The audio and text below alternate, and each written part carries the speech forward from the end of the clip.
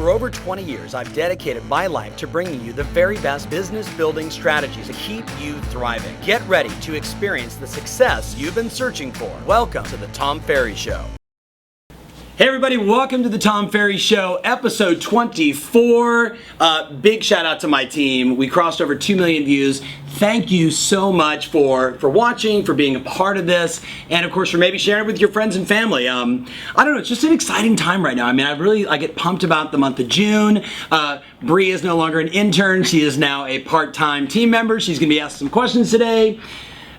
Both my parents turned 70, my son turned 16. I mean, it's just, 2 million views. Like, life is good. I got a little message from Kyle Whistle, #1 team in all of San Diego for the Wall Street Journal. So big shout out to Kyle and everybody else who we're working with that made that list. So I know today we want to do some Q&A. That was kind of the purpose of this show. So let's, Bree, what questions you got for me? We did a little Facebook, Twitter, right? What questions do you have? We're just going to do rapid fire? Yes. Yep. All right, cool. All right, so let's go. Let's do it. All right, the first one is from Mark Zervos, and I apologize for any names that I mispronounce. What do you consider the top 5 income streams or sources of business for an experienced team leading agent? Outstanding. So top 5 lead generation systems today. So I know we actually did a recent survey where we asked all of our core, our elite, and our team plus. So I might mix up the order a little bit because I'm going off memory. But basically it went like this. #1 was your database. #2 was geographic farm. #3 was a combination of all things online. So many of the teams or more experienced agents we're working with today might have Boomtown, might have Conversion, might have Commission Inc. as an example. Some big box online lead generation solution, which really is about the back end, sort of the behavioral science of how they are paying attention to what the clients are doing on the back end while they're on their site.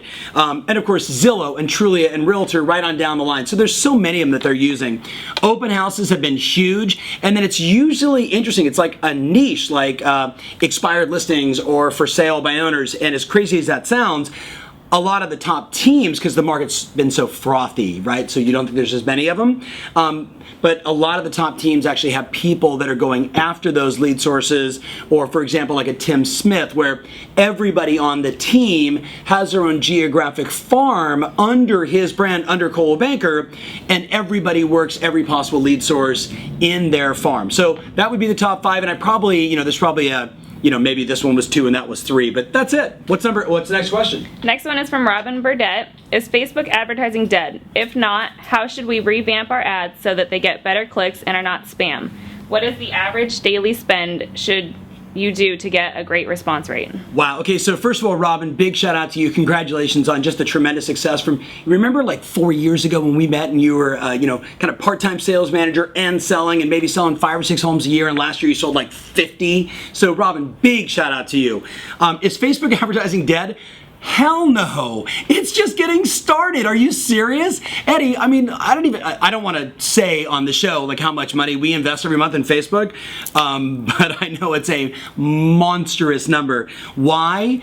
Because our ROI is so significant. So the first thing I would say to Robin is, if you're spending less than $5 a day, you're probably just not spending enough money. You're not investing enough money to get enough deep penetration into the marketplace. Now, on the flip side, if you're running ads that are the same ads that everybody else is running, if every ad is just curious about the value of your home or curious about the new value of your home, then that's been used so many times, then it's time to switch. Maybe it's time to throw out something like, the market's about to decline. Do you want to know the impact of the value of your home? Something that maybe is negative that might, increase the clicks or at least increase the awareness. The other thing you might want to consider is we've all been testing pictures, with the new way Facebook's doing it, where, I think it's about 75 or 80% of the ad, right, Eddie, has to be a photo. So maybe the photos aren't happy anymore. Maybe it's not arrows up anymore. Maybe it's flatline. Maybe it's arrow down. Maybe you can show some contrast to what everybody else is doing to increase. But the big thing I want to stress to you is Facebook advertising is nowhere near being dead. It's just getting started. All right, next is from Patty Bullock Trevino. You have a client you are working with who you'd prefer to fire, but they were a referral from a great client. How do you suggest professionally handling both parties while maintaining the referral source? Wow. Okay, that's a great question. And by the way, congrats. That's a cool question. So there's two sides to this. You've got the client that you were referred, and then you've got the person that referred you the business. I would start with the person that referred you the business first. So Taz refers me Eddie, and Eddie and I are just no bueno. I'd probably just call Taz and say, "Hey Taz, first I want to just tell you, man, you know how much you and I are connected and how much I respect you. You referred me Eddie, and for whatever reason, Eddie and I just don't connect. We just don't gel, and I just want you to know that I'm going to actually ask him to work with another agent that I think would really match more of, his needs, his values, because, just sometimes in life you just don't connect. But I want you to know I really appreciate you, and I wanted to reach out to you first because you've been so great, because you've sent me so many referrals, and of course I would love to keep that going. I just want you to know in the case of Eddie, it's just not working out. And then with Eddie, it'd be the same thing. I'd just be very honest. Like, Eddie, I never would allow myself to get in the way of you buying your dream home. And I just feel like for whatever reason, we're just not connecting. We're just not working well together. And I think it's purely on me, Eddie, just being very honest. I reached out to Taz. I kind of told him the same thing. And what I'm going to do is I'm going to recommend 2 or 3 agents that I think you'd really connect with and they would ultimately serve you. And again, I just don't want to get in the way. I don't want to be a part of the problem. I only want to be a part of the solution. Does that make sense? So I'd just be very straightforward, very upfront. Start with the person that referred you, and then go to that other person. Next question. This one is from Kirk R. Simon. With the cycle turning in the next 12 to 18 months, how can we grow smartly without missing today's opportunity and also keeping mindful of not creating a bloated operation when the tide turns? Well, that's a big question and probably worthy, Kirk. Big shout out to you, buddy, of an entire show. So here's the deal. I've made mention on the last couple shows that I do believe that look, the market started getting good, whether it's 2010 or 2011. Everything runs in basically a 7-year cycle, maybe 10-year cycle. So the thing that I'm getting across to all my clients is, look, just pay attention right now. I think, in the U.S. market, we're 18 months away from a new president. It's pretty typical. There's a slowdown period. Consumers get a little bit nervous about, new president, what's going to happen, and then the State of Union hits and kind of everything takes off again. So what I'm telling my clients is, look, just save more money, right? If there was just an underlying message, Kirk, the reason why I'm saying this is save more money, put more money aside. Cash is always good. I believe we're 36 months, 24 to 36 months away from hopefully not a global financial crisis. Instead, I think it's just going to be a massive slowdown. I think interest rates have got to go up. I just actually reached out to 5 different economists and 2 people from the Fed that I'm going to be interviewing in the next few weeks, and I'll be sharing that information with you because I am concerned that I'm seeing agents where the market's just so frothy and it's so good and they're making so much money that they're just making bad decisions with their cash. They're not saving enough. They're always in grow mode, and they're not in save mode as well. So really the overall message is make sure that you're putting away money for your retirement. Make sure you're putting away money for your taxes. Make sure you're putting money away so when the market turns, no matter what, you're in a great position. So, Kirk, I think we got 24 to 36 months, right? So between now and then, just ask yourself, how much money am I going to gross and how much money do I want to save? And then everything else in your business should operationalize around that. And the next one is from Kathy Baker. What's the best team building exercise you have come across? So great question, Kathy Baker. I just saw Kathy, by the way, down at the ERIC conference in Australia, in Brisbane. So big shout out to you. So the best team building exercises, there's so many. I think if you just Google GTS team building exercises, you're gonna find 1,000. One of the things that we do here is I get all new, team members together, and we try and do it, once a month as we're bringing on, 6, 8, 10 people.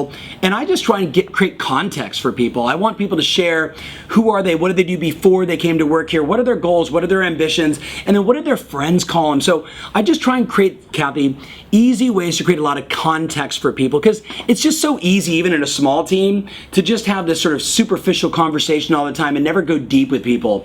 If you're going to build a team, everybody's going to tell you the same thing. We got to get deep. We got to get connected on a level where we really understand what drives each other, what motivates motivates each other. So again, this could be an entire episode. I think you just need a GTS, best team building exercises for a small team versus a large team, and then go from there. But the one thing I will tell you is context, right? Creating context and going deep with people, finding out what's really important to your team members and helping them achieve those goals. That for me is probably the most important advice. Next question. The last question is from Keith Fox. When you eat pizza, do you prefer dark beer or more amber beer? That's awesome. All right, so I'm not a beer guy, but I was just in Mexico, so I had a michelada, I don't know, whatever that, like a lime beer thing, I don't know. So no, I would say to you, I'd probably err on the side of like a Pinot Noir, or maybe if it was like a cold night, maybe a Grenache, but I would not go, I'm not a beer dude. And by the way, for the record, I'm a thin crust, not a thick crust, which is very controversial in my family because I married an Italian and it's all about like she likes the thick crust and so do my kids. So I don't know, that's a funny random question to end with. But I want to say this as we wrap up. It's an exciting time to be in real estate. It's an exciting time to be in this business. There's just so much opportunity.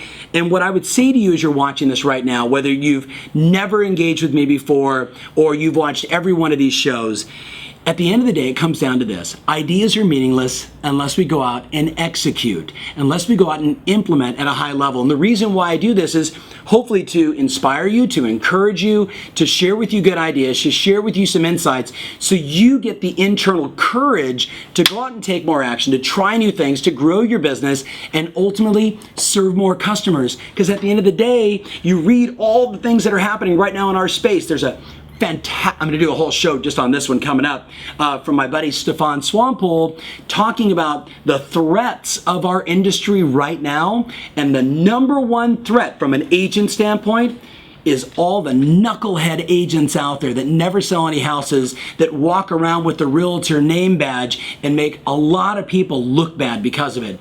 I am committed to having you serve more customers, to having you do a better job serving more customers. So I'm going to keep sharing this information with the hope that you're going to take it, you're going to run with it, you're going to serve more clients because the consumer deserves better. So that's my thought. All right. Thanks so much for watching. Thank you so much for 2 million views. Happy June, happy summer, and I look forward to talking to you on episode 25. Thanks for watching. If you love what you're seeing here, then click the button below to join our online community absolutely free. Thanks so much.